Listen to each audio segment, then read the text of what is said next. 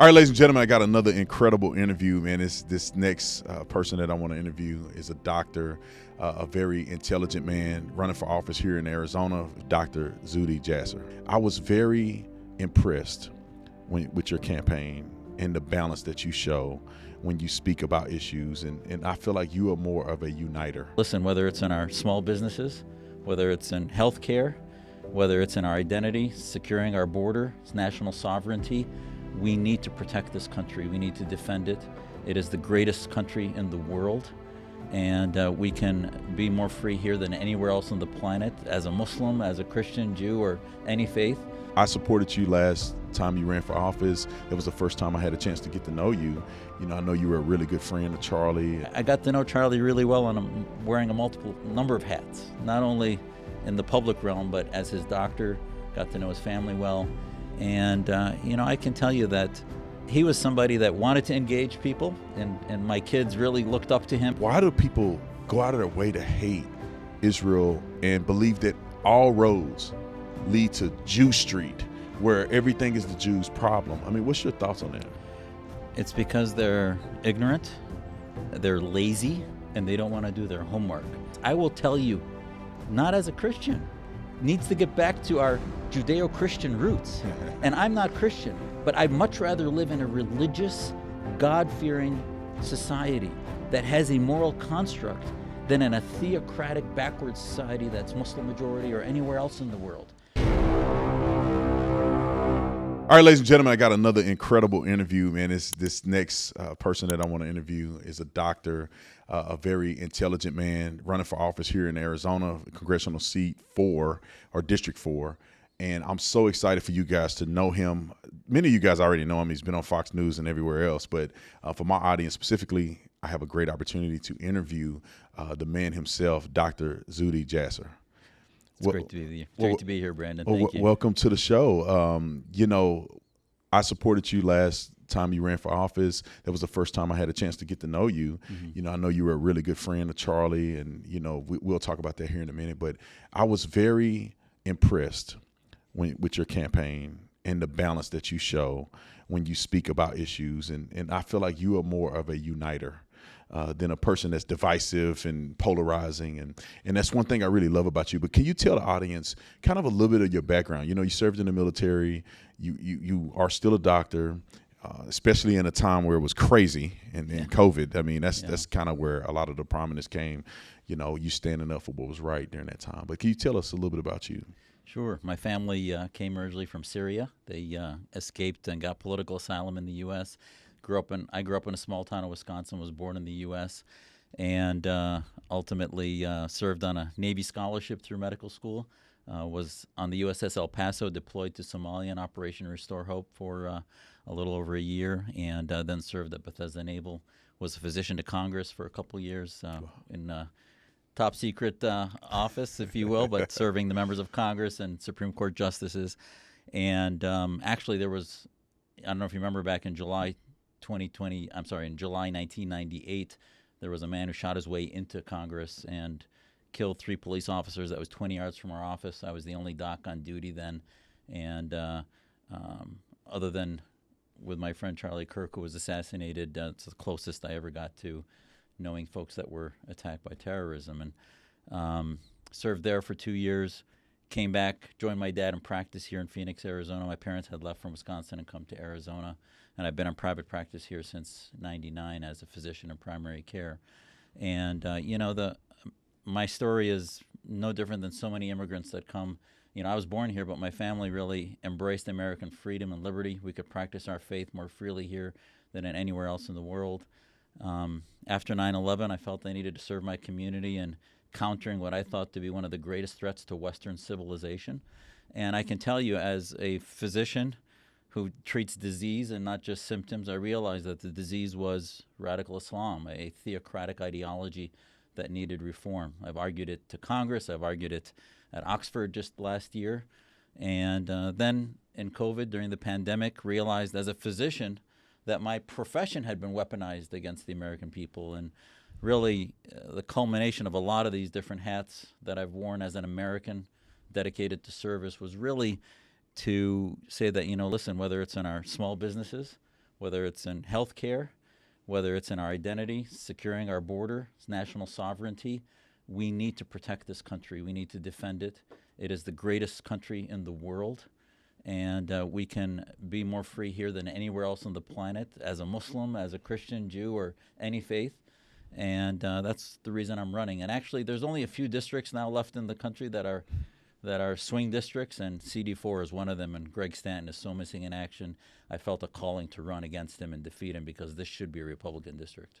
Yeah, let's talk a little bit more about that, because I know there's a lot of people that follow me from Arizona. Yeah. And what is the likelihood or competitive nature of that particular seat? I mean, what do you think your chances are to overthrow him? And you mentioned it a little bit, but why should people decide to vote for you over him?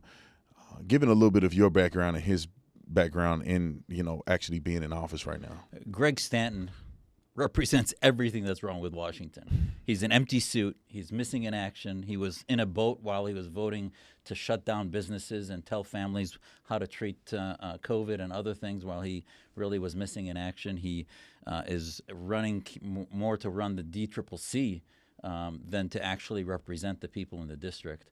And as I kept my clinic open through COVID, as I talked to families and saw the economic stressors that they were under, he was nowhere to be found. He's been silent on anti-Semitism and the radicalization of his own party. And he really, as much as he's in his fourth or fifth term, he's actually, the first 3 terms were in a district that was heavily Democratic. It was redistricted, and in 22 really demonstrated that it's a district that Governor Ducey won by the numbers.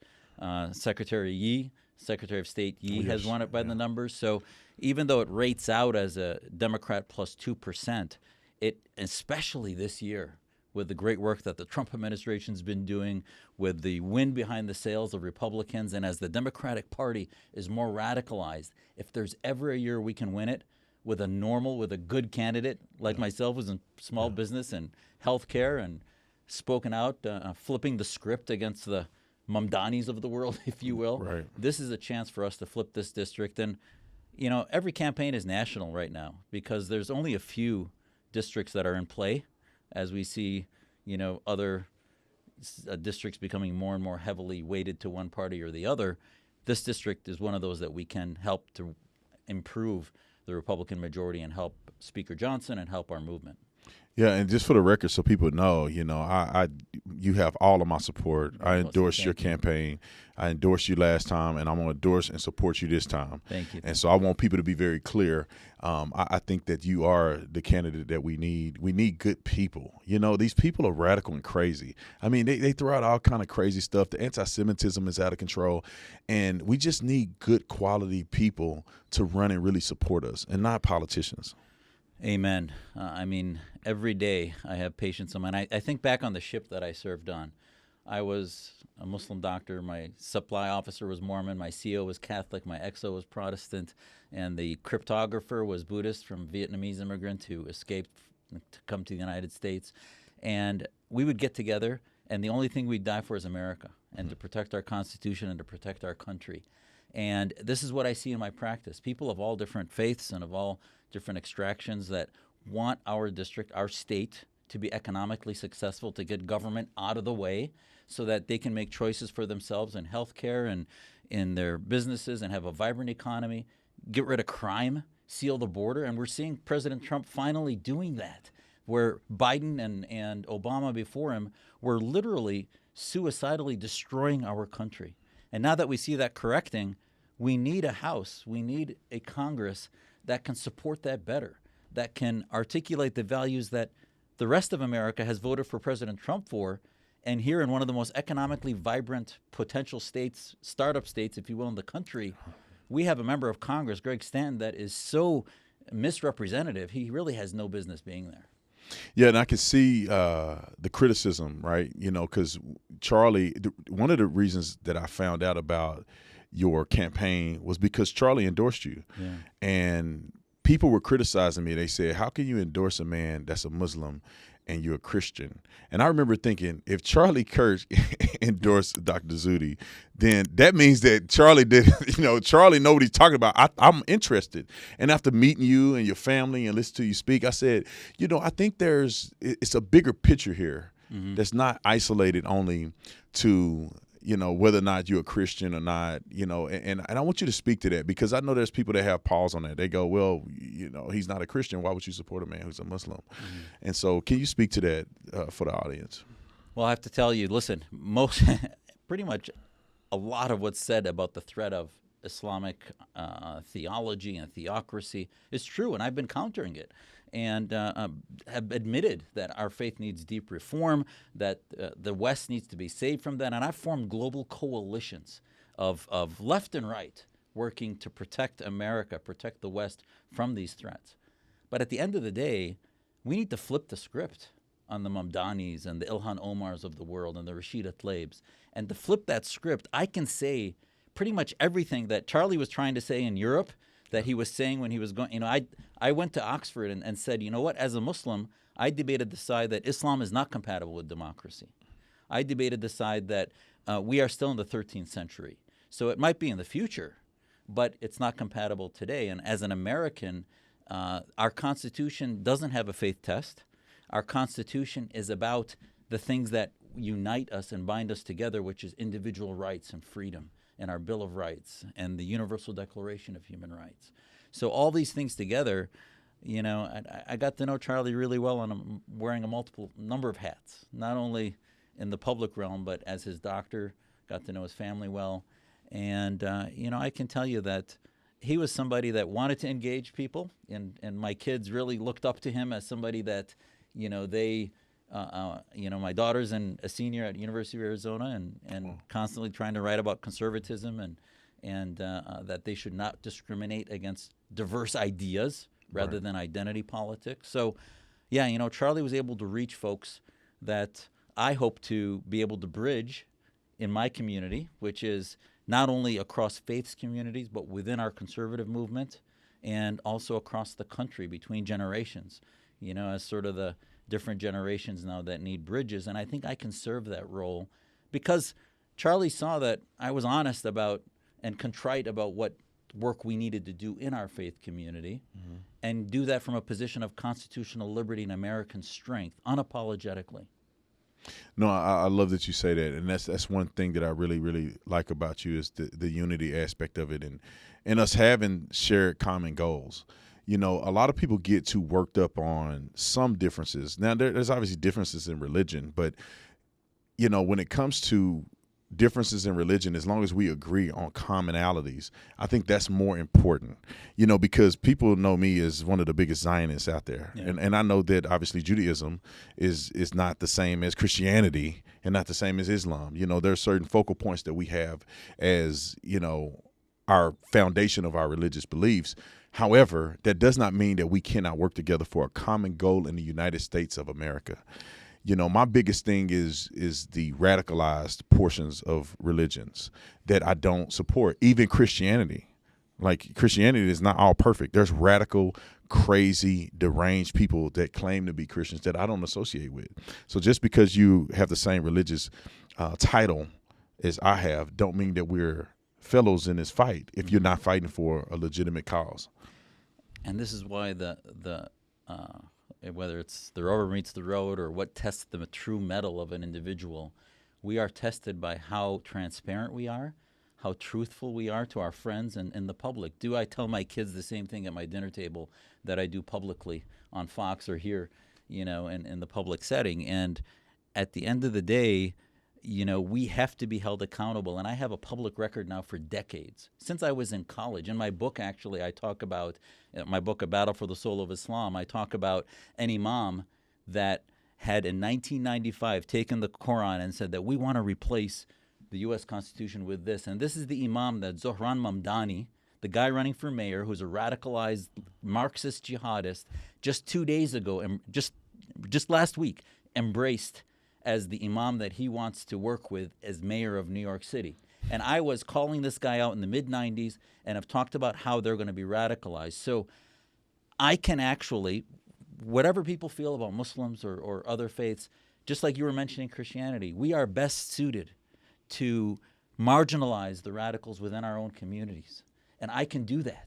So I am the greatest asset, I believe, to that fight. And it's not only about Muslim radicalization, but we saw democratic radicalization through Soros and others coming through the BLM movement and the anti-Semitism, et cetera, much before anyone really was talking about it, post-COVID and now into 2025. So this is all, I think, an extremely important reason why we need to have a diverse community within the conservative movement. Just like you flipped the script on a lot of African-American issues, et cetera, I can flip the script on Muslim issues and actually then target the ideas rather than the identity politics. Yeah, 1,000%. I think that people have to compartmentalize. You know, when you're talking about religion, like if you were to say, I'm a Christian, that's a narrow perspective. Yeah.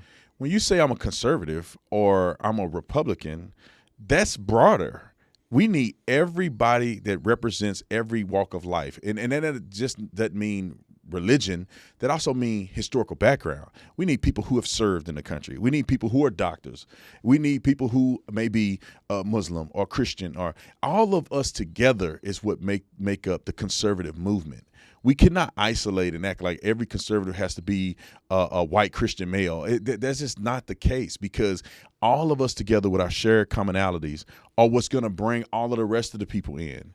Because I have been incredibly effective, people like Candace and others who are in the Black community, of waking people up to a difference of opinion. Because for whatever reason, people have biases subconsciously.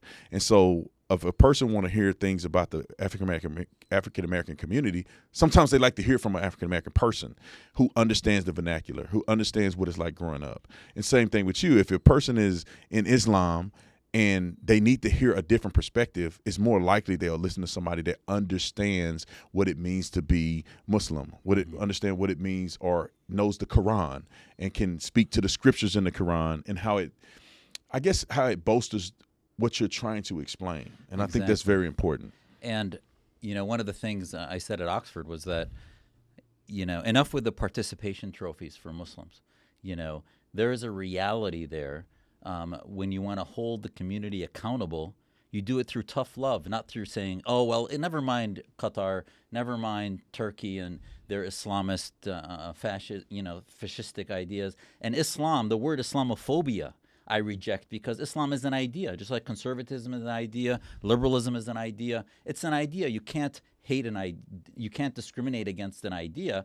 There might be bigotry that exists against Jewish community, Muslim communities, etc. But Islamophobia doesn't exist, because I'm phobic of Islamism, political Islam. I don't want to live under theocracy. I'm phobic of communism. I don't want to live under communist rule. So those ideas, we can't say, oh, the woke virus that infects the left and has infected some on the right, that wokeism basically tells Muslims and huge swaths of the planet, a quarter of the world's population is Muslim majority. Those countries, be it Qatar, Saudi Arabia, Iran, are we saying they are definitively going to live under theocracy and medieval rule, or are we going to hold them accountable? I'm a Muslim Zionist. I support Israel. And I've been to Israel 3 times and said, you know what? The Muslim community in Israel lives better than in any Arab majority country. It is a startup nation where Muslims there are starting small companies and building businesses. That's why Israel, I call it the little America in the Middle East. And for those who get the woke virus and say, oh, no, they're victims and it's all linked to every other, which is basically the same conspiracy theories that started with the protocols of the elders of Zion that came out of the Soviet Union in the early 20th century. Those same conspiracy theories are what infects the mind of conspiracy theorists from the Muslim community all the way to the left, as we've seen in the Democratic extreme radicals, and also somewhat a little bit on the right lately. Yeah, I mean, what do you think? And I want to get to talk a little bit about your thoughts on Donald Trump, but I want to just real quick, I want to touch on, why do you think people have fallen for the anti-Semitic theology? Why have they adopted this mind virus to be so just vitriolic against Israel? I still don't understand. Like, I don't agree with everything Benjamin Netanyahu does. I actually thought he should have went harder in the war, and it shouldn't have been 2 years. But and some of my Jewish friends, they all are critical of him, just like people are critical of the president of the United States of America. So, but why do people go out of their way to hate Israel and believe that all roads lead to Jew Street, where everything is the Jews' problem? I mean, what's your thoughts on that? It's because they're ignorant, they're lazy, and they don't want to do their homework. And I can tell you that ultimately, this is when you have a faith community that is barely 14 million people across the planet, it's very easy to discriminate against them and to spread conspiracy theories because they're not readily, around in order to counter those theories and express how inhuman it is to label that, number one. Number two, the approach to Israel is so ahistorical in that if you have a historical approach to a country that is not only our greatest ally in the world, but you realize that it exists because the Holocaust happened. 6 million plus Jews perished at the hands of fascism, Nazi fascism. That really happened. So you'll see that the lazy folks who are bigots and want to spread anti-Semitism, one of the first things, and I see this in the Muslim community, they deal with is minimizing the numbers and minimizing the Holocaust. Part of the legitimacy of the State of Israel and why we need to defend it is because thousands of years of history has shown that before every conflict, the first people that fascists, that autocrats come for are the Jewish community, and then they come for others. And I will defend them to the death, and I tell you that as a free-thinking American, we defend what's right, what's truth.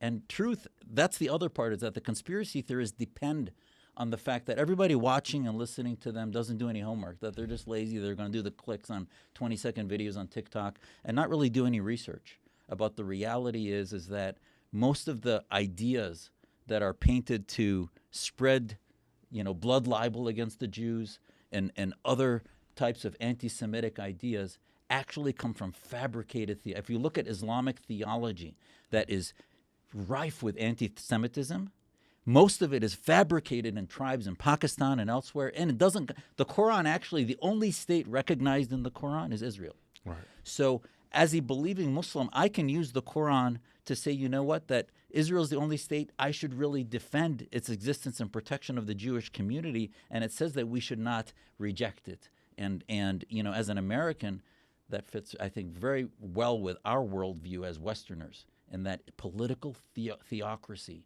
should not be the way mankind should live, but rather liberal republic or liberal democracy. Yeah, I agree. I want to talk a little bit about Trump. What's your thoughts on, they did the No Kings garbage the other day.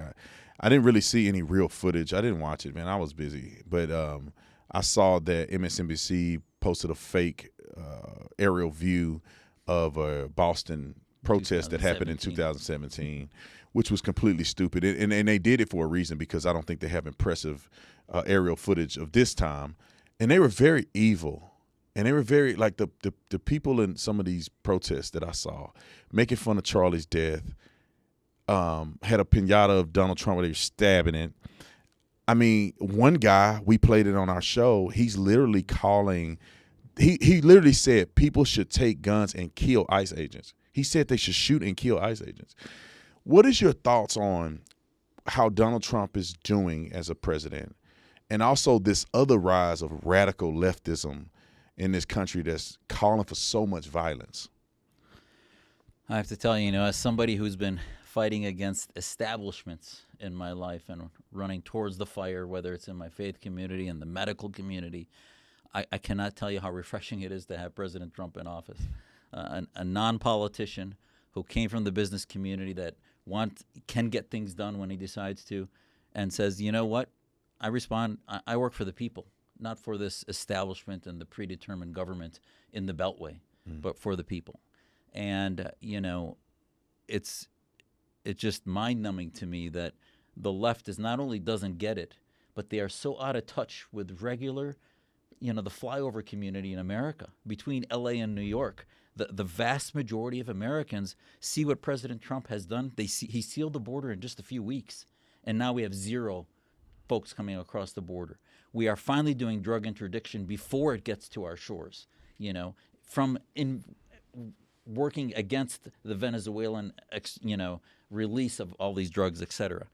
And so many other levels, whether it's in crime, whether it's in free speech, compacts with the universities, basically saying, you know what, you have to, if you're going to get federal grants, do it through meritocracy like you're supposed to, not through DEI initiatives and all these 80-20 issues. If the left had any sense, and they don't have any sense of where the regular, and this is why as a physician, every day I talk to families and others and realize what issues they care about. They don't agree with President Trump on everything, but I can tell you that at least they know what they're getting. It's not deception. We're learning now that the ACA from Obama, the Affordable Care Act, is not affordable and it doesn't care. It's basically has been an insurance boondoggle to increase administrators' salaries by hundreds of percentages, while physician salaries have stayed the same. Care has gone down, availability and access has gone down, the cost of health care has skyrocketed, and now they're shutting down the government just because the moderate senators are afraid of getting knocked out. So I can tell you that President Trump has been just, I think, very cathartic for those of us that have wanted somebody to side on the 80-20 side of these 80-20 issues. Yeah, I love that. And the violence that's going on, what do we do about this violence? I mean, these people are literally trying to kill us. I've had to get security and ramp up security for myself, and it's way too expensive for somebody like me, but it's necessary because the threat is real. What is your take on this? When you are in Congress, what can we do to try to combat some of this stuff and try to hold people accountable for the violence that they're spewing, from the left? This is so important, Brandon. After 9/11, I was motivated to speak up because I saw clerics in our community basically talking the way we saw Jeremiah Wright talking about, the West and America, and basically saying that America deserved it, and they were legitimizing violence. And now we see the defense of Hamas after October 7, basically legitimizing genocide. So I was saying, you know what, this isn't just about Muslims. It's going to happen to the left, and sure enough, you see it happening to the left, which is all of a sudden they were, through the BLM movements and other, marching through cities, destroying businesses, targeting individuals, and creating so much chaos that somehow they said that's revolution. And that's not revolution. That's inhuman. That's not the way human beings that have a moral construct operate. And, one of the books that had a big effect on me was de Tocqueville's Democracy in America. And de Tocqueville said the reason America is so successful is because it's a God-fearing culture. It has a morality. It has a moral compass. And this is why Charlie's work is so important.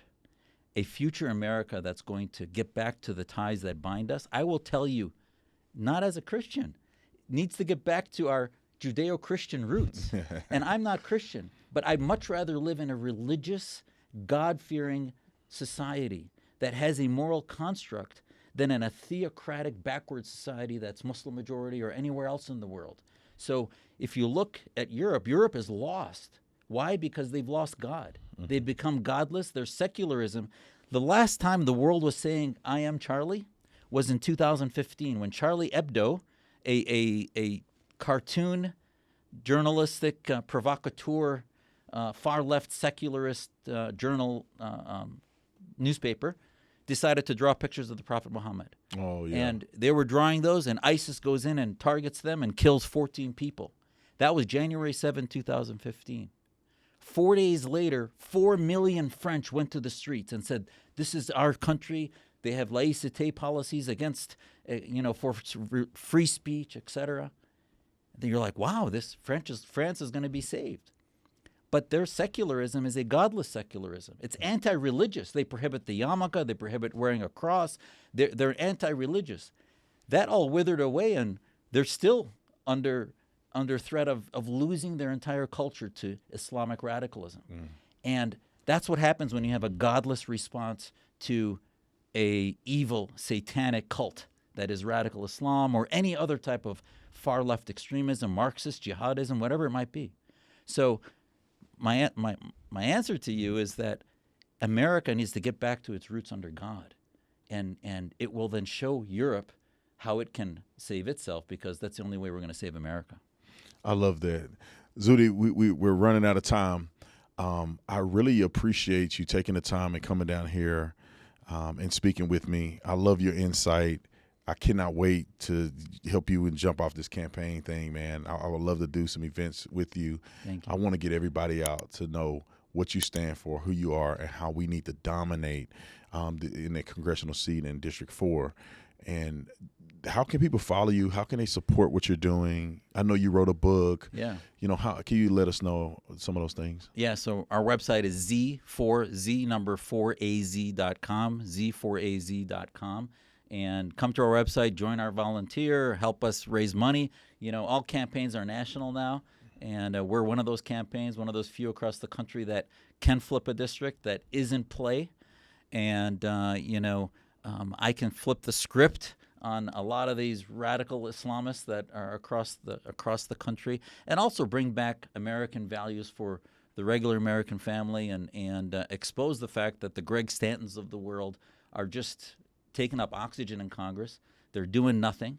And when you say, what can we do? One of the things I think everybody who wants a good congressman in office or woman is they want somebody who gets out of the way. They want somebody who gets back to American values, restores our sovereignty, and restores America's promise. And if they come to our website, z4az.com, they'll see that. They will see that we have a plan to not only get out of the way, but be representing in Congress, which is to be the voice for the voiceless, to not forget my advocacy roots as a doctor, as a small businessman, and as a person of faith. So I look forward to all of our events together. I think that Stanton doesn't know what he's going to be in for next year, and it's going to be the 250th anniversary of America next year. And I can tell you now, we celebrated the Navy's 250th anniversary, the Marines.